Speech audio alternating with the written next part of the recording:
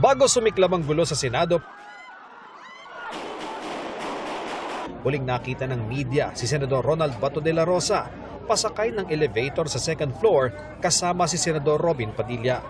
Nang humupa ang gulo, dumating sa Senado si Interior Secretary John Vic Remulla at nakipagpulong sa mga senador. Bago mag-alas 10 ng gabi, humarap sa media si Remulla at sinabing nasa gusali pa si De La Rosa. Bato and Senator Robin Padilla are upstairs. Yes, also here. Senator De La Rosa has been informed that we are doing a sweep of the building. He has informed us that he wants to rest in his chambers. He is safe. Pasado hating gabi, nag-post sa social media ang abogado ni De La Rosa na si Attorney Israelito Torion.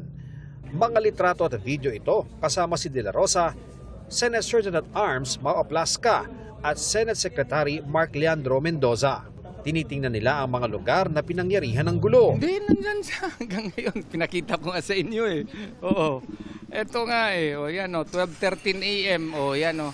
Video, yan yung area ng putukan. Yan, yan. As of maybe 1 a.m. or something, I was still here. Nandyan pa naman siya. Pero umugong ang balitang wala na sa Senado si De La Rosa nang tanungin ng kanyang mga abogado. Attorney-client privilege po. We cannot disclose anything about Senator Bato now. No comment. We have to invoke our confidentiality. Pasado alas 3 ng hapon, kinumpirma ni Senate President Alan Peter Cayetano na nakaalis na sa Senado si De La Rosa. Pero giit niya, hindi tumakas si De La Rosa dahil wala namang warrant of arrest at hindi siya nakadetine. Pero wala na siya sa protective custody ng Senado, ngayong wala na siya sa gusali. Voluntary siyang umalis. What we're protecting actually is the sanctity of the Senate, hindi siya. Like any other citizen, he has his rights. As a person, as Alan Cayetano, as a lawyer, I'll protect his right kahit saan siya.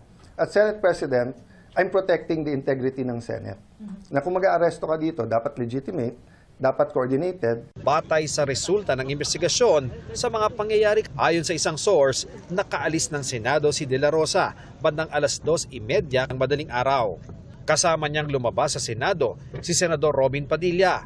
Bagay na kinumpirma ni Aplasca. Alam lang namin na after po na nakaalis sila, na kasama po niya si Senator Robin Padilla na sumakay na sasakyan at lumabas po sa premises ng Senado. Ayon sa source, patay sa report, nakasaad na kasama pa raw ni De La Rosa sa kanyang opisina sa 5th floor sina Senador Padilla at si Aplasca. Naunang lumabas si Padilla ng opisina at sinundan ni Aplasca bandang 2:20 ng madaling araw. Nakasalubong pa raw ni Aplasca ang isang opisyal ng PNP at sinabing matutulog na raw si Senador Bato.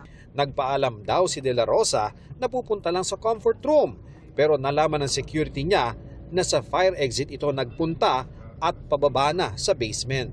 Nakita pa raw ng security si De La Rosa sa 4th floor kasama na si Padilla. Pagdating sa basement, sinubukan daw silang pigilan ng 2 tauhan ng Office of the Surgeon at Arms o OSAA, pero hindi nagpapigil ang 2 senador. Sa isang araw po, binibisita ko po ng ilang beses si General Bato sa kanyang opisina. So, regular po yung aking pagbisita kay General Bato. Pero sa aming pag-uusap, hanggang 1 o'clock po ng umaga, ang pinakahuling bisita ko kay General Bato, wala naman po siyang sinasabi na aalis sa Senado. Sa official log-in and out ng Senado na ibinahagi ng isang source sa GMA News, makikitang nag-out si Padilla ng 2:35 a.m. Pero walang log-out si Senador De La Rosa. Sabi sa report, si Padilla ang nagmaneho ng puting SUV palabas ng basement. May sakay raw itong isang babae. Nasaan na nga ba si Senador Bato de la Rosa? Hindi pa malinaw ngayon kung babalik muli siya sa Senado.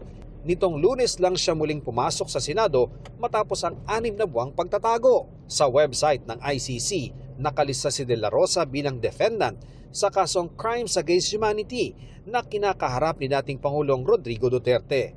At large ang nakalagay sa kanya.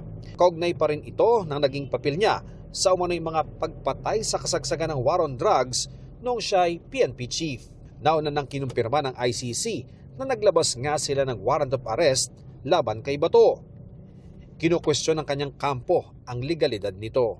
Muling naghain ang kanilang kampo sa Korte Suprema ng urgent pleading na may kasamang reiterative prayer para sa agarang pag-issue ng Temporary Restraining Order o TRO, status quo ante order at iba pang injunctive reliefs. Kabilang sa kanilang hiling ay pigilan ang anumang hakbang na may kaugnayan sa pag-aresto, pagdetine o pagtanggal sa sino mang nakaupong senador nang walang valid na warrant na inilabas ng korte sa Pilipinas.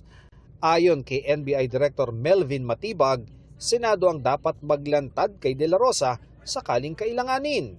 Nirirespeto namin po yung sinabi ng Senado na under protective custody. As a lawyer, I will speak na pag sinabing under protective custody mo, ibig sabihin, ikaw ang responsable na ilabas yung tao pag hiningi po sa'yo. Yan po yung mga nasa rules of court naman po yan. Ano po. Pinalaga naman ito ni Senate President Cayetano. Sa 5 sinabi ni Director, 6 ang mali. The Director seems to be lying to someone. So ayusin niya muna sarili niya. Ito ang unang balita, Ian Cruz, GMA News.